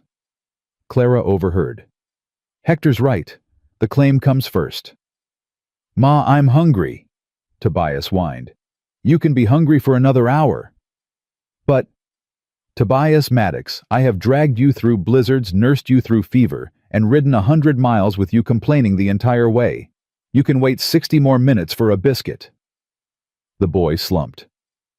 Yes, ma'am. Elijah snorted. Samuel hid a smile behind his book. Even Lillian's lips twitched. Silas caught Clara's eye. She shrugged. He's been through worse. He'll survive. They reached the claim office at 9:30. The building was unimpressive, a squat wooden structure wedged between a general store and a lawyer's office. But the sign above the door read, Territorial Mining Claims, and that was all that mattered. Silas dismounted. Wait here. I'm coming with you, Clara said. Clara, I found the silver. I read the land. If there's questions about the deposit, you'll need me to answer them. She handed Lillian to Rosemary. Watch your brothers and sister. Don't talk to strangers. Yes, Ma. Clara fell into step beside Silas. Hector followed, one hand resting on his pistol. Inside the office smelled like dust and old paper. A clerk sat behind a scarred wooden desk, spectacles perched on his nose pen, scratching across a ledger. He didn't look up when they entered. Help you. We need to file a mineral claim, Silas said. Location: North Ridge of the Weston Ranch, Section 14, Township 3. The clerk's pen stopped moving. He looked up slowly. Weston Ranch. That's the property outside Silver Creek. Yes. The one Lawson Thorne's been trying to buy. Silas's jaw tightened. Does that matter? It might. The clerk set down his pen. Mr. Thorne was here yesterday, filed some papers of his own. Clara stepped forward. What kind of papers? Can't say, ma'am. Confidential. Can you say whether those papers affect our ability to file a claim? The clerk hesitated. His eyes darted toward a door at the back of the office, a door that hadn't been there a moment ago. Silas was sure of it. I'd have to check the records. Then check them. It could take a while. We'll wait. The clerk rose slowly, gathered some papers, and disappeared through the back door. Silas heard voices, low, urgent murmurs he couldn't make out. Something's wrong, Hector said quietly. I know. Clara's hand found Silas's arm. Whatever happens, we don't leave without filing. Agreed. The door opened again. But it wasn't the clerk who stepped through. It was Lawson Thorne. He looked different in daylight, cleaner, smoother, like a snake that had just shed its skin. His suit was expensive. His boots polished his smile, the kind that belonged on a poker player holding a winning hand. Mr. Weston, what a pleasant surprise. Thorne. And Mrs. Maddox. Thorne's eyes slid over Clara like she was property he was considering purchasing. Delightful to see you again. I trust the journey wasn't too arduous. What are you doing here? Clara's voice could have frozen the Rio Grande. Business, my dear, same as you. Thorne clasped his hands behind his back. I'm afraid there's been a complication with your claim. What kind of complication? The Territorial Office has received information suggesting that the Weston property is already encumbered by a prior claim, a claim filed by my grandfather in 1854. Silas's blood ran cold. That claim lapsed. Ezra Hawkins told us, Mr. Hawkins is a drunk and a fool. His opinion carries no legal weight. Thorne smiled. The records, however, do, and the records show that my family has held continuous interest in the mineral rights to that ridge for over 30 years. That's a lie. Is it? Thorne produced a folded paper from his coat. This document filed with the Territorial Recorder's Office establishes my grandfather's original claim, and this one, he produced a second paper, shows the transfer of that claim to my father and subsequently to me. Clara snatched the papers from his hand. Her eyes scanned the text rapidly, brow furrowed. These are forgeries. Careful, Mrs. Maddox. That's a serious accusation. These dates are wrong. The format doesn't match territorial standards from 1854. And this signature, she jabbed at the bottom of the page, is in ink that wasn't manufactured until 1879. Thorne's smile flickered. You seem very confident for a woman with no legal training. I'm confident because I can read. Clara held up the papers. My husband taught me to spot forged documents. Claim jumpers tried to steal our land in Texas 3 separate times. Every single one of them used papers just like these. Perhaps Texas standards differ from Colorado's. Fraud is fraud, Mr. Thorne. It looks the same everywhere. Silence fell over the office. The clerk had reappeared in the doorway, face pale, watching the confrontation like a man who wished he'd called in sick. Thorne's eyes hardened. The pleasant mask slipped, revealing something cold underneath. You're making a mistake, Mrs. Maddox. Am I? You have no standing here, no resources, no allies. He stepped closer. I have owned this territory's judges for 20 years. I have owned its sheriffs, its clerks, its bankers. One word from me, and you'll never file a claim anywhere in Colorado again. Then I suppose we'll have to file in Washington. Everyone turned. Hector stood in this doorway, holding a leather satchel Silas didn't recognize. Federal mineral claims, Hector said. Filed directly with the Department of the Interior. Bypasses territorial jurisdiction entirely. He smiled grimly. Learned about it from a lawyer friend in Santa Fe. Figured it might come in handy. Thorne's face went white. You can't. Already did. Hector set the satchel on the desk. Sent a copy of our claim by telegraph this morning before we even reached Denver. If anything happens to us, if we're arrested, delayed, or mysteriously disappear, there's a federal record that says the Weston family owns those mineral rights, and there's a lawyer in Santa Fe ready to fight for them. This is outrageous. This is legal. Clara stepped forward, meeting Thorne's gaze without flinching. And it's over. You've lost. For a long moment, nobody moved. Thorne's hands trembled at his sides with rage, with disbelief, with the realization that his 30-year plan had just collapsed. Then he laughed. A short, ugly sound. You think this changes anything? You think a piece of paper will stop me? He leaned in close to Clara. I burned your barn. I can burn your house. I can burn everything you love and salt the earth so nothing ever grows again. Silas moved. Fast. His fist connected with Thorne's jaw before the man could blink. Thorne staggered back, crashed into the clerk's desk, sent papers flying. You threaten her again, Silas said quietly, and I'll do more than hit you. Thorne touched his split lip. Blood stained his fingers. You'll regret this. Maybe, but not today. Thorne straightened his coat, adjusted his hat. When he looked at Silas again, all pretense of civility was gone. This isn't over, Weston, not by a long shot. He walked out. The door slammed behind him. Clara let out a breath she'd been holding since Thorne first appeared. That was satisfying. Which part? The part where you hit him. She smiled, small, tired, but real. I've been wanting to do that since he showed up at the ranch. Should have let you. Next time. The clerk cleared his throat nervously. Sir, ma'am? About your claim. Clara turned to him. Yes. Mr. Thorne's documents, they won't hold up. Not if what you said about the ink is true. The clerk glanced toward the back door as if afraid Thorne might reappear. I knew something was wrong when he filed them, but I was scared to say anything. And now I've got witnesses. He gestured at Hector. And apparently a federal record. That changes things. So, you'll process our claim. I'll process it right now, and I'll make sure it's bulletproof. The clerk sat down at his desk, pulled out fresh papers.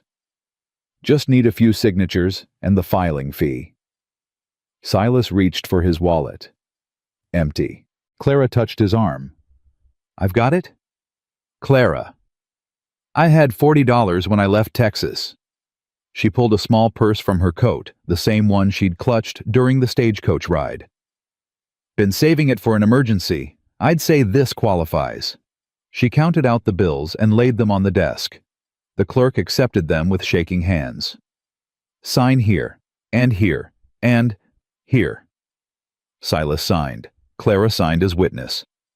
Hector added his mark as a third party. When it was done, the clerk stamped the document with a heavy brass seal and handed them a copy. Congratulations.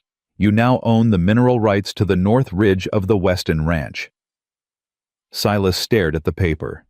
The words blurred for a moment, exhaustion relief emotions he couldn't name. They'd done it. They'd actually done it. Clara's hand found his. Squeezed. Let's go tell the children. Outside, the sun had climbed higher. The street was busy now, merchants opening shops, wagons rolling past, people going about their ordinary lives.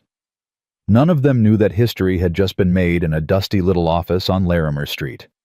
The children were waiting where they'd left them. Tobias had fallen asleep against Rosemary's shoulder. Samuel was reading. Elijah stood guard with his hand on the rifle. Well, Elijah's voice was tense. Did we get it? Clara held up the paper. For a moment, nobody moved.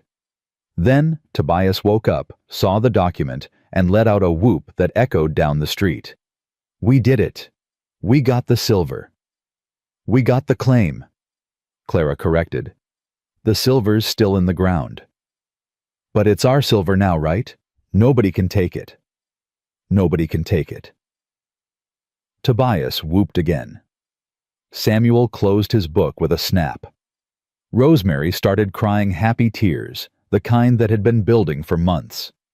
Even Elijah smiled a real smile that transformed his face. Lillian tugged on Clara's sleeve. "Mama, does this mean we can stay?" Clara knelt down to her daughter's level. "Yes, baby. It means we can stay. Forever. Forever." Lillian considered this. Then she turned to Silas. "Does that mean you're our papa now?" The question hit Silas like a punch to the gut. He looked at Clara, saw his own shock reflected in her eyes. "Lillian," Clara started. "Mr. Weston isn't—" "But you said we're staying forever, and papas are the ones who stay forever." Lillian's logic was unassailable. "So is he our papa or not?" Silas crouched down. The little girl's eyes, so serious, so hopeful, bore into his. "I'm not trying to replace your pa," he said carefully. "Nobody could do that. He was your father, and he always will be." Lillian's face fell. "Then you're leaving?" "No." Silas glanced at Clara, back to Lillian. "I'm not leaving. I'm gonna be here. For as long as you want me." "That's what papas do." "Then I guess—" Silas swallowed. "I guess that's what I'm gonna do." Lillian studied him for a long moment. Then she nodded, apparently satisfied, and returned to Rosemary's side. Clara's hand touched his shoulder. "You didn't have to say that." "I meant it." Silas stood facing her. "I ain't going anywhere, Clara, not unless you want me to. And if I don't want you to, then I'll stay." They stood there on the busy Denver street, 5 children watching a life worth of complications waiting for them back at the ranch. None of it mattered. In that moment, there was only Clara's eyes and the promise he'd just made. "We should find food," Clara said finally, "before Tobias expires from hunger." "I ain't expiring," Tobias protested. "I'm just really, really starving." "There's a difference. Ma, there's always a difference." They found a restaurant that served hot food and didn't ask questions about why 7 trail-worn people needed a table immediately. The children ate like they hadn't seen food in weeks. Hector and his men excused themselves to check on the horses and handle business, which probably meant making sure Thorne's men weren't planning an ambush. Silas watched Clara across the table.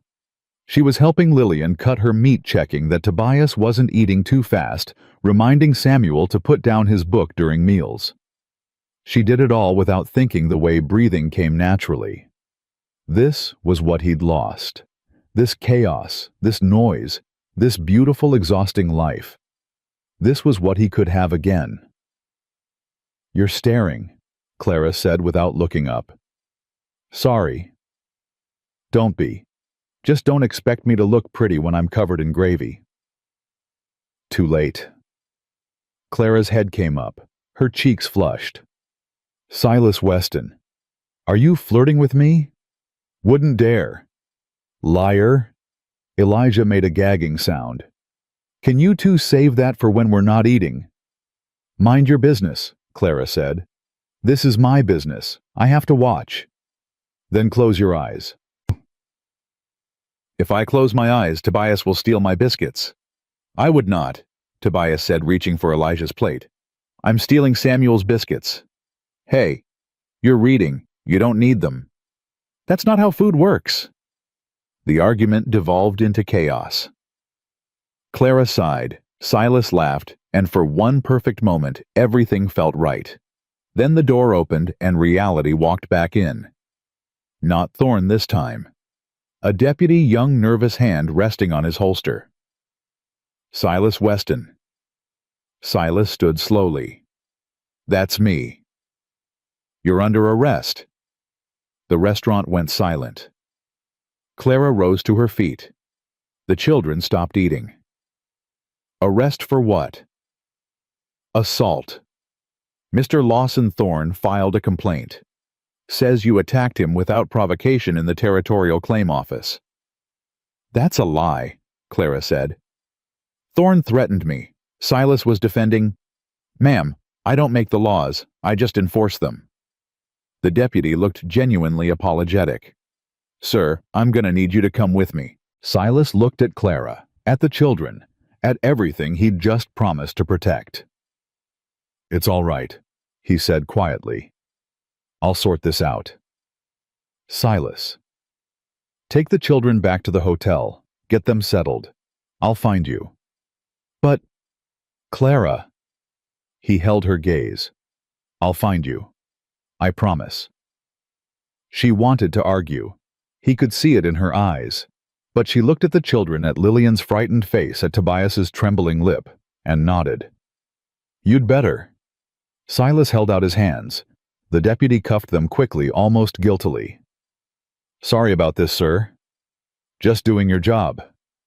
"Yes, sir." They walked out of the restaurant. The last thing Silas saw before the door closed was Clara's face, fierce, determined, ready to fight. He smiled despite everything. Thorne had made a mistake. He'd underestimated her. He'd underestimated all of them. The jail cell was cold, but Silas had survived worse. He sat on the narrow cot, staring at the ceiling, counting the hours. The deputy had been polite but firm. No visitors until the judge arrived in the morning. Thorne's doing, no doubt. Another delay, another obstacle. But the claim was filed. That was what mattered. Whatever happened to Silas, the silver belonged to his family now. His family. Strange how natural those words felt. Footsteps echoed in the corridor. Silas sat up, expecting the deputy with dinner. Instead, Elijah appeared at the bars. "How did you get in here?" "Told the deputy I was your son." Elijah's jaw was tight. He didn't ask questions. "Clara know you're here." "She sent me." The boy reached through the bars, handed Silas a folded paper. "She said you'd need this." Silas unfolded it. Inside was a detailed account of what had happened in the claim office, Thorne's forged documents, his threats, the exact words he'd used when he promised to burn everything Clara loved. "She wrote it all down," Elijah said. "Every word. She says it's enough to get the charges dropped if the judge is honest." "Big if." "She also says—" Elijah hesitated. "She says if the judge isn't honest, Hector has another plan." "What kind of plan?" "She didn't tell me. Just said you shouldn't worry." Silas looked at the paper in his hands. Clara's handwriting was neat, precise, the writing of someone who'd been forced to document her own survival more than once. "She's something else, your ma." "I know. You're lucky to have her." Elijah was quiet for a moment. Then, "So are you." Silas looked up. "When Pa died," Elijah continued, "I thought that was it. I thought we were done, our family, our future, everything. But Ma just kept going, kept fighting, kept finding ways to survive when there weren't any." He paused. "She could have given up 100 times. She didn't." "No, she didn't. And now she's fighting for you." Elijah met his eyes through the bars. "A man she barely knows. A man who lied to her. A man who—" "I get it. I don't deserve it." "That's not what I'm saying." Elijah took a breath. "I'm saying she believes in you. She doesn't do that easy. Not anymore." He stepped back from the bars. "Don't make her regret it." "I won't." "You'd better not."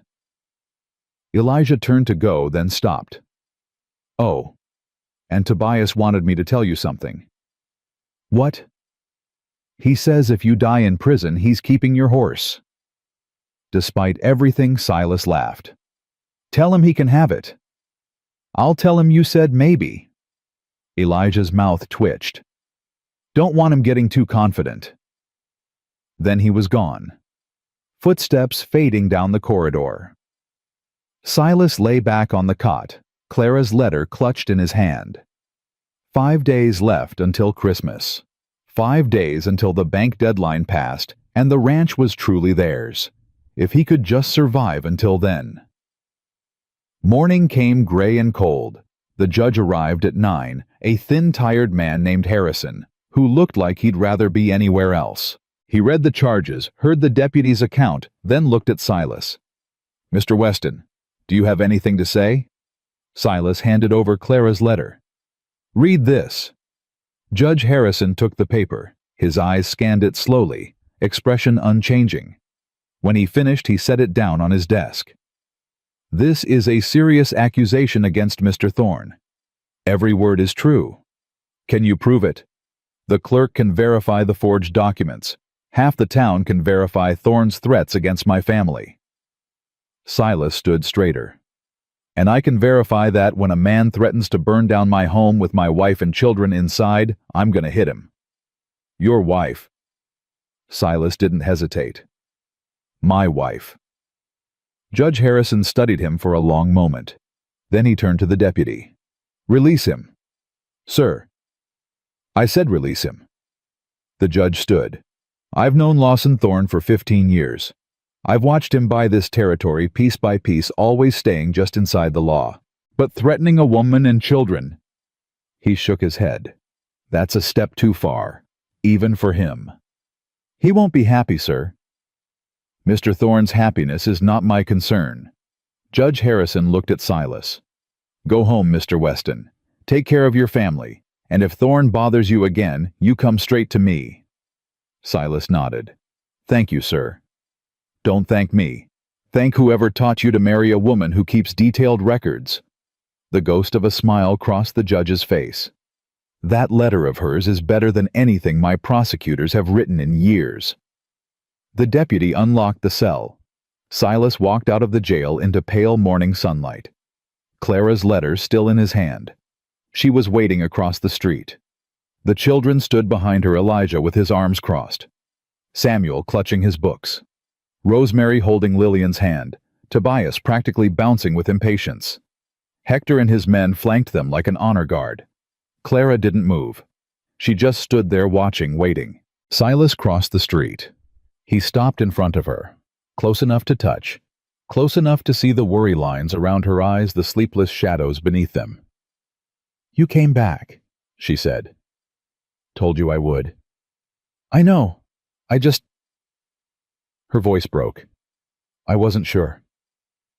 Silas reached up, touched her face. Gently, like she might shatter if he pressed too hard. "I promised Lillian I wouldn't make you cry." "Then you'd better stop touching me like that." But she was smiling. Crying and smiling at the same time. "I ain't gonna stop." "I know." She leaned into his hand. "I know you're not." Tobias's voice cut through the moment. "Does this mean we can go home now?" Clara laughed, wet, broken, beautiful. "Yes, sweetheart, we can go home." Home. The word had never sounded so good. The ride back took 3 days. 3 days of frozen roads and mountain passes, of children sleeping in wagons and adults taking turns keeping watch. 3 days of looking over their shoulders, waiting for Thorne's men to appear on the horizon. They never did. Hector rode ahead to scout. His men flanked the wagon hands, never far from their pistols. But the road stayed empty, the mountains stayed quiet, and slowly, impossibly, the tension began to ease. "He's given up," Tobias declared on the second day. "The bad man's scared of us now." "Men like Thorne don't give up," Elijah said. "They just wait. Then we'll be ready when he comes back." Tobias: "I'm serious. I've been practicing with the slingshot. I can hit a tree from 50 feet. Trees don't shoot back. Neither will he when I get him in the eye." Clara turned in her saddle. "Nobody is shooting anybody in the eye. Are we clear? But Ma, clear?" Tobias slumped. "Yes, ma'am." Silas caught Clara's eye. She shook her head, but she was smiling.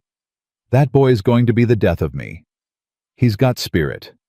He's got too much spirit, just like his father." Clara's voice softened. Thomas was the same way, always ready to fight, always sure he'd win. Did he win? I mean, most of the time, right up until he didn't. She looked away. One loss is all it takes. Silas didn't know what to say. He never did when Thomas came up. The dead husband, the ghost that stood between them. He couldn't compete with a memory. But Clara reached over and touched his hand. "I'm glad you're here, Silas. I want you to know that. Even after everything, especially after everything," she squeezed his fingers. "You could have walked away a dozen times. You didn't. Neither did you. I had nowhere else to go. That ain't why you stayed." Clara was quiet for a moment. Then, "No, it's not." They crested the final ridge on Christmas Eve. The ranch spread below them, small and battered in the winter light. The barn was gone, nothing left but a black scar on the white ground. The fences sagged. The house looked tired, defeated, but smoke rose from the chimney. "Someone's here," Elijah said, hand moving to the rifle. "Easy." Hector had already dismounted, was studying the tracks in the snow. "These prints are old. Day maybe two. Whoever was here left a while ago." "Then who lit the fire?" The front door opened. A figure stepped onto the porch, old, bent, wrapped in a blanket that had seen better days. Ezra Hawkins. "About time you got back," he called. "I've been keeping your fire going for 2 days. You owe me for the firewood." Silas dismounted. "What are you doing here?" "Waiting for you. What's it look like?" Ezra hobbled down the steps. "Heard what happened in Denver. Heard Thorne got his nose bloodied. Figured you might need someone watching the place while you were gone. You came all the way out here alone." "Ain't alone."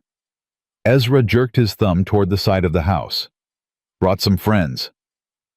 Silas walked around the corner. Stopped. A dozen men stood in the yard. Ranchers, farmers, miners, men. Silas recognized from town men. He'd done business with men who'd watched him struggle for years and never offered help. They were building. A new barn was going up, frame already in place, walls starting to take shape. Lumber was stacked, nearby tools scattered across the ground. These men had been working. "What is this Christmas present?" Ezra appeared at his elbow. "Thorne's been squeezing this territory for 30 years. People are tired of it. When word got out what he did to your barn, what he tried to do to your claim." The old man shrugged. "Folks decided to push back. They're building me a barn. They're building themselves a barn, on your land. Way they see it, if you've got silver, you've got power. Power to stand up to Thorne. Power to change things around here." Ezra's eyes were sharp despite his age. "You ain't just fighting for yourself anymore, Weston. You're fighting for all of them." Clara had followed the children trailing behind. She stared at the rising structure with something like wonder. "I don't understand. These people, I don't even know them." "You don't have to." A woman stepped forward, middle-aged, work-worn, familiar somehow. "I'm Martha Brennan. My husband works for Thorne." Clara stiffened. "Brennan? The one who burned your barn?" "Yes." Martha's face was hard, but her eyes were wet. "Colt told me what he did. What Thorne made him do. He's been sick about it ever since." "Then why did he do it?" "Because Thorne owns our mortgage. Because we've got 3 children and nowhere else to go. Because—" Her voice broke. "Because sometimes you do terrible things to protect what you love." Clara was quiet for a long moment. Then she stepped forward and took Martha's hands. "I know. Believe me, I know. I'm sorry. I'm so sorry for what he did. It's not your fault. I should have stopped him. I should have—" "You did what you had to." Clara's voice was firm.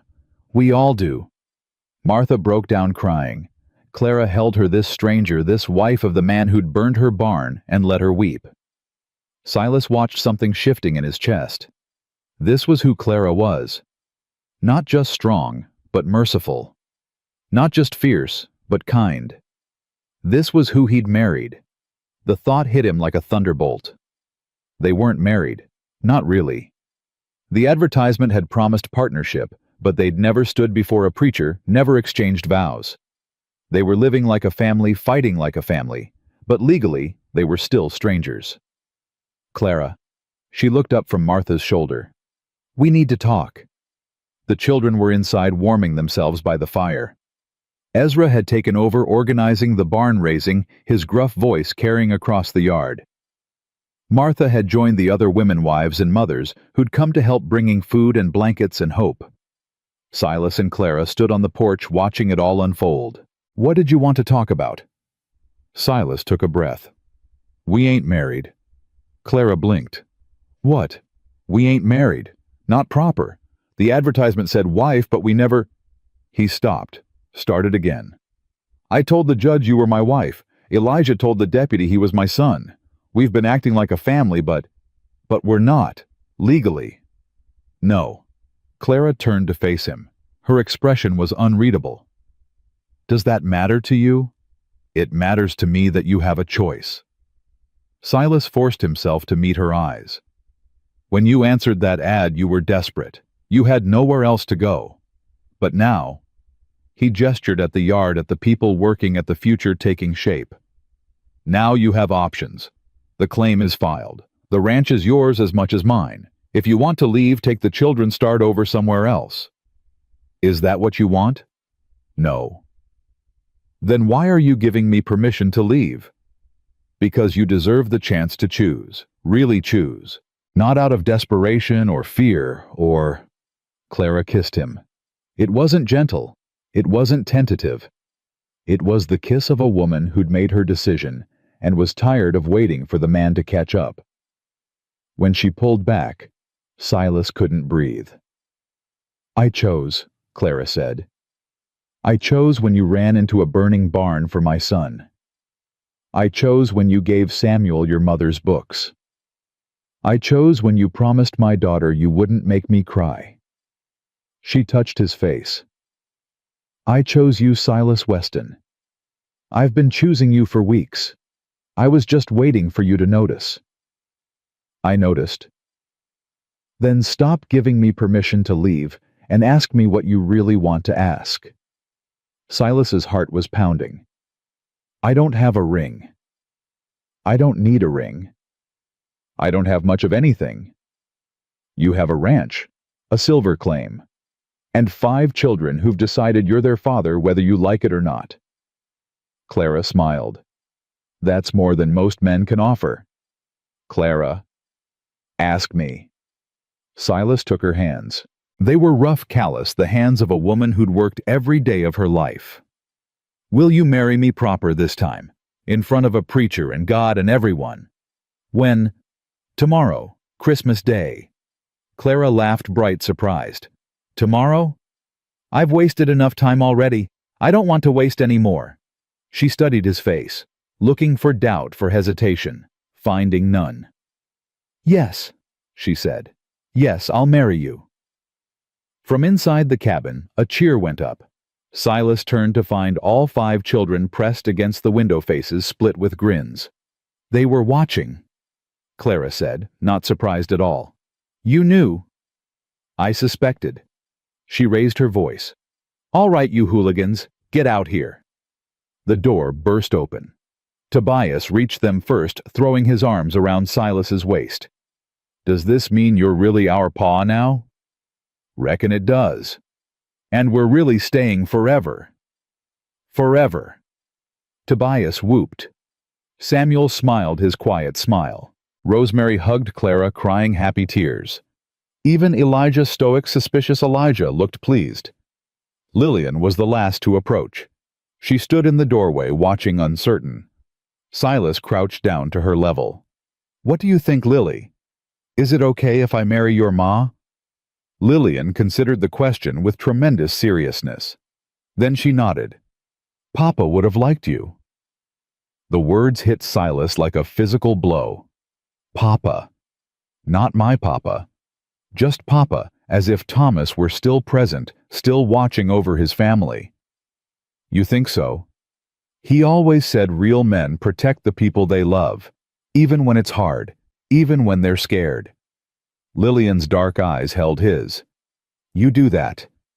"I try." "That's all Papa ever did. Try." She paused. "He'd want Mama to be happy." "What about you? Do you want Mama to be happy?" "I want Mama to be happy, and I want us to stay, and I want—" Lillian hesitated. Then very quietly, "I want to call you Papa, if that's okay." Silas couldn't speak. His throat had closed up. His eyes were burning. He pulled Lillian into his arms and held her tight. "That's okay," he managed. "That's more than okay." Clara knelt beside them, wrapping her arms around both. The other children piled on Tobias, laughing, Samuel smiling, Rosemary crying, even Elijah joining the embrace. They stayed like that for a long moment. A family, finally. A real family. Christmas morning dawned clear and cold. The barn-raising crew had worked through the night. The structure was complete now, not fancy, but solid. Strong enough to last through whatever storms came next. The men had gone home to their own families, but they'd be back. This was just the beginning. Reverend Stone arrived at 9. He was a small man, soft-spoken, but his eyes were kind. "I hear there's a wedding." "If you're willing," Clara said. "I'm more than willing. Been waiting for this territory to see some good news." He smiled. "Shall we begin?" They gathered in front of the cabin, the children, Ezra Hector and his men, Martha Brennan, and a few other women who'd stayed to help. Not a grand ceremony, not what Clara had dreamed of when she was young. Better. "Dearly beloved," Reverend Stone began, "we are gathered here today to witness the union of Silas Weston and Clara Maddox. In the sight of God and this community, they will pledge their lives to each other." Silas stood facing Clara. She wore her best dress, faded, patched, but clean. Her hair was braided with ribbons, Rosemary had found somewhere. She looked beautiful. "Silas, do you take this woman to be your wife, to love and cherish in sickness and in health, for richer or poorer, as long as you both shall live?" "I do." "Clara, do you take this man to be your husband, to love and cherish in sickness and in health, for richer or poorer, as long as you both shall live?" "I do." "Then by the power vested in me, I pronounce you husband and wife." Reverend Stone smiled. "You may kiss the bride." Silas pulled Clara close, kissed her the way he'd wanted to since that first day at the stage stop when she'd climbed down with 5 children and no apologies. The children cheered. Ezra whistled. Someone threw rice, probably Tobias, because it hit Silas in the ear. When they broke apart, Clara was laughing. "We're married." "We're married." "Now what?" "Now." Silas looked at the cabin, at the new barn, at the children celebrating around them. "Now we live." The celebration lasted into the afternoon. There was food more than Silas had seen in months, and music from a fiddle someone had brought, and laughter that echoed across the frozen land. Silas stood apart for a moment, watching it all. Clara dancing with Tobias. Elijah actually smiling as he talked to Hector. Samuel reading to Lillian by the fire. Rosemary helping Martha Brennan serve pie. His family. His home. His future. Deep thoughts. He turned. Ezra had appeared at his elbow, whiskey flask in hand. "Just thinking about how different everything was 3 weeks ago." "3 weeks ago, you were a dead man walking. Now look at you." Ezra offered the flask. "Life's funny that way." Silas took a drink. The whiskey burned warm and familiar. "What happens now, with Thorne?" "Now you've got leverage. The claim's filed. The ranch is secure, and you've got half the territory ready to back you up if he tries anything." Ezra took the flask back. "Thorne's a bully. Bullies back down when they can't win easy. And if he doesn't back down, then you fight. But you won't be fighting alone." The old man's eyes were serious. "That's the difference, Weston. Before you were one man against the world. Now you're part of something bigger." Silas looked at Clara again. She'd stopped dancing, was watching him across the yard. She raised a hand, waved. He waved back. "I never wanted to be part of anything," he admitted, "after Maggie and Danny. I just wanted to be alone. Figured it was easier that way. Safer." "Was it?" "No." Silas shook his head. It was just lonely. Then I'd say this worked out about right. Ezra clapped him on the shoulder. Merry Christmas, Weston. You've earned it. The old man wandered off toward the food. Silas stayed where he was, watching his family celebrate, feeling something he'd forgotten existed. Peace. Not the absence of trouble. Trouble was coming, always was. But peace anyway. The kind that came from knowing you weren't facing it alone. Clara appeared beside him. She slipped her hand into his. What are you thinking about? You, the children, everything. Good everything or bad everything? Good. He turned to face her. I was thinking about how empty this place was before you came. How quiet. It's not quiet now. No, it ain't. He squeezed her hand. I like it better this way. So do I. Clara leaned against his shoulder. I was scared, you know. When the stage dropped us off and you looked at us like we were a plague, I thought I'd made the worst mistake of my life. You almost did. But I didn't. That's what matters. She looked up at him. We're going to be okay, Silas. Whatever comes next, we're going to be okay. How do you know? Because we're together. Because we've already survived the worst. Because... She paused, something flickering across her face. Because I believe in us. Silas kissed her forehead. Then I believe in us too. The sun set on Christmas Day. The guests departed one by one, heading home to their own families, their own celebrations. Hector and his men stayed. They'd camp in the new barn, keep watch through the night, just in case. The children fell asleep one by one. Tobias first, exhausted from dancing and eating his weight in pie. Samuel, next book, still open in his hands. Rosemary and Lillian curled together by the fire. Even Elijah eventually drifted off, head pillowed on his arm. Clara and Silas sat on the porch wrapped in a blanket, watching the stars emerge.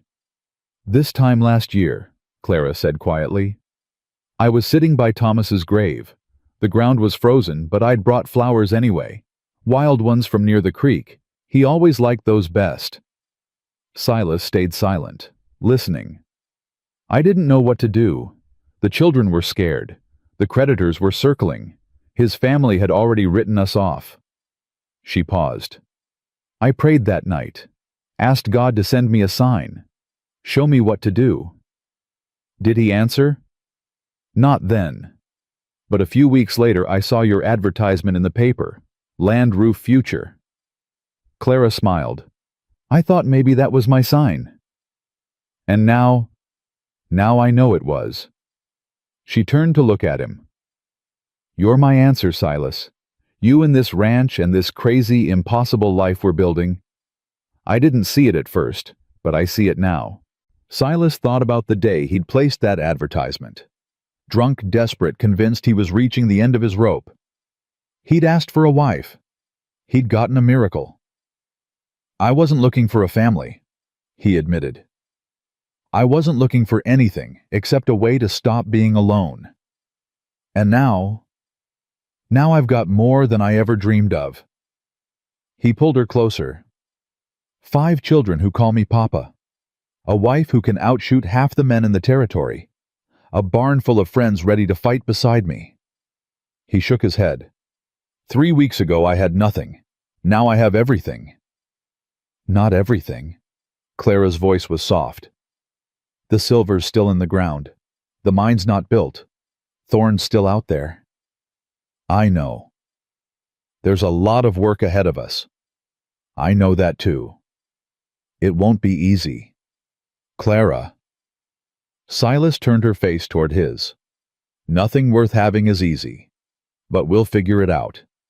Together. She searched his eyes, finding truth there, finding promise. Together, she agreed.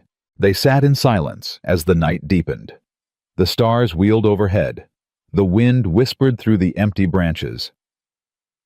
Inside, the children slept dreaming of Christmas and family and futures that had seemed impossible just weeks ago.